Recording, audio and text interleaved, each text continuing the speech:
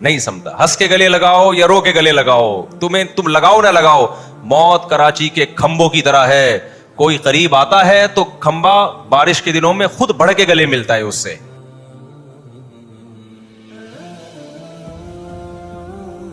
ڈر گئے آپ لوگ, مجھے لگ رہا ہے زیادہ ڈر گئے. خیر, ڈرو یا نہیں ڈرو, موت ایک ایسی حقیقت ہے جس سے کوئی بھاگ نہیں سمتا. ہنس کے گلے لگاؤ یا رو کے گلے لگاؤ, تم لگاؤ نہ لگاؤ, موت کراچی کے کھمبوں کی طرح ہے. کوئی قریب آتا ہے تو کھمبا بارش کے دنوں میں خود بڑھ کے گلے ملتا ہے اس سے. کھمبا کراچی کا خود پیچھے بھاگتا ہے کرنٹ لگانے کے لیے.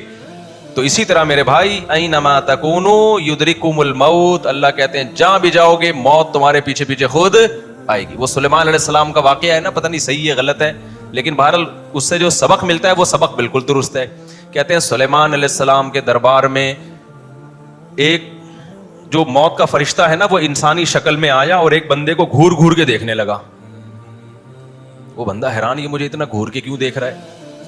خیر مجلس ختم ہوئی تو سلیمان علیہ السلام سے اس بندے نے پوچھا یہ کون تھا.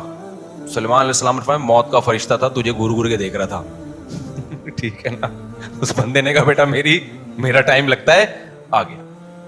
تو اس بندے نے کہا سلیمان علیہ السلام سے ہوائیں آپ کے تابع ہیں, آپ مجھے یہاں سے اٹھا کے نا ہندوستان پہنچا دیں, ہند کی سرزمین دور پہنچا دیں تاکہ میں بچ جاؤں. پہنچا دیا, ہوا کو حکم دیا چل بھائی. کچھ وقت کے بعد اطلاع آئی کہ اس کا وہاں ہندوستان میں انا للہ ہو گیا. پھر موت کے فرشتے سے پوچھا کہ تو اس کو گھور کیوں رہا تھا. وہ کہتا ہے کہ میں نے, اللہ نبی نے مجھے کہا تھا فلاں بجے نا اس کی روح تو نے انڈیا سے ہندوستان سے قبض کرنی ہے. تو میں حیران تھا, وہ اس میں تو تھوڑا ہی ٹائم رہ گیا, یہ بندہ یہاں کیا کر رہا ہے. سمجھ رہے ہو, تھوڑا ہی ٹائم رہ گیا ہے, یہ تو تیز رفتار گھوڑے میں بھی جائے تو ہندوستان نہیں پہنچ سکتا, تو یہ یہاں کیا کر رہا ہے. اور اللہ بھی غلط نہیں کہہ سکتا. تو جب میں ہندوستان فلاں مقام پہ گیا تو بندہ وہیں بیٹھا ہوا تھا, تو میں حیران تھا. تو پھر سلیمان علیہ السلام نے بتایا ہوگا کہ میں نے ہوا کو حکم دیا اٹھا کے وہاں پہنچا. تو میرے بھائی بعض دفعہ انسان جو بچنے کی تدبیریں اختیار کرتا ہے وہی تدبیریں اس کی موت کا سبب بنتی ہیں. ڈاکٹر کے پاس گئے تھے کہ اس بیماری میں مر نہ جائیں, اس نے غلطی سے ایسا ٹیکا لگا دیا کہ اسی سے مر گئے. ہوتا ہے نا ایسے. تو موت سے بھاگ نہیں سکتے, تو موت سے دوستی کرنی پڑے گی. موت سے دوستی کا مطلب یہ نہیں کہ آپ کے دل سے موت کا خوف نکل جائے, وہ تو نیچرل ہے. موت کا خوف ہونا یہ ایک نیچرل چیز ہے. حدیث میں آتا ہے موسیٰ علیہ السلام کے پاس موت کا فرشتہ آیا. حضرت موسیٰ علیہ السلام نے پوچھا کس سلسلے میں آنا ہوا. اس نے کہا آپ کی روح قبض کرنے کے لیے. حضرت موسیٰ نے زوردار تھپڑ لگایا اس کی آنکھ نکل کے باہر گر گئی. اللہ کو جا کے اس نے کہا کہ اللہ میں کس بندے کے پاس تو نے مجھے بھیجا ہے. ایسے جلالی تھے نا وہ, تو اس نے تو مجھے تھپڑ مار دیا.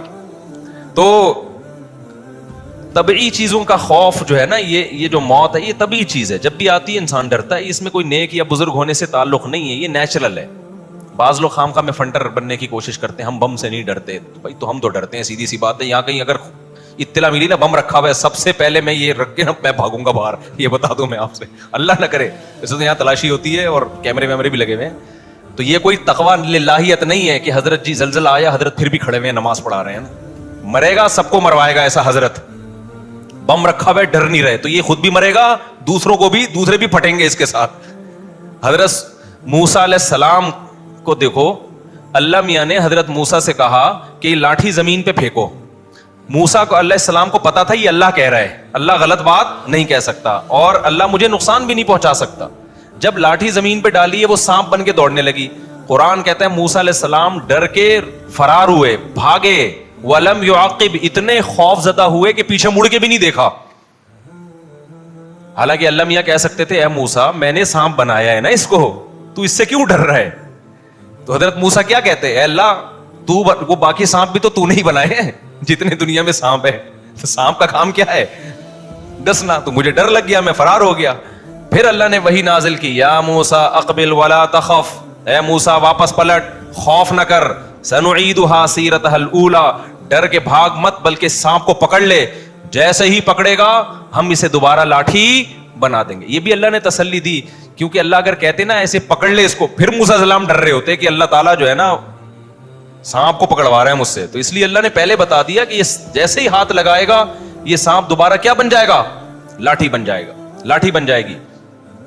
تو یہ طبعی چیزیں ہوتی ہیں. دینداری کا, تقویٰ کا یہ معیار نہیں ہے کہ ڈر لگ رہا ہے کہ نہیں لگ رہا.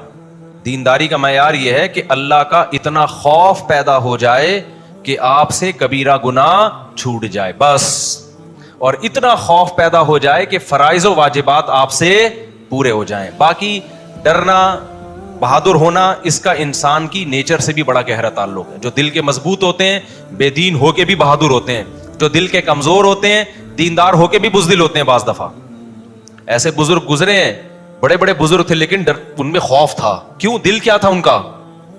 کمزور تھا. یہ قدرتی طور پہ بعض لوگوں کا دل کمزور ہوتا ہے, اعصاب کمزور ہوتے ہیں, بچوں کو ڈر زیادہ لگتا ہے, بوڑھوں کو ڈر زیادہ لگتا ہے, کمزور ہو جاتے ہیں.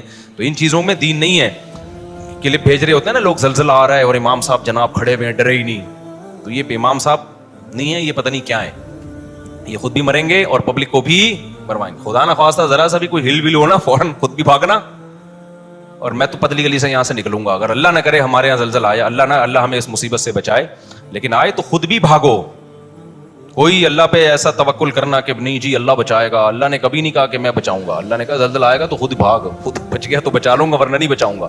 اور حدیث میں آتا ہے کہ جب نماز میں تمہیں سانپ نظر آئے, تو اب جو صوفی قسم کے لوگ ہیں نا, جاہل صوفی, وہ کیا کریں گے؟ نماز پڑھ رہا ہوں اللہ کے سامنے خشوع و خضوع سے, اگر سانپ نظر آ گیا, میں اللہ کی طرف توجہ ہے, میں اللہ کے لیے کھڑا ہوں, تو اللہ مجھے سانپ سے بچائے گا. اللہ میاں نے کوئی نہیں کہا کہ سانپ سے بچاؤں گا میں.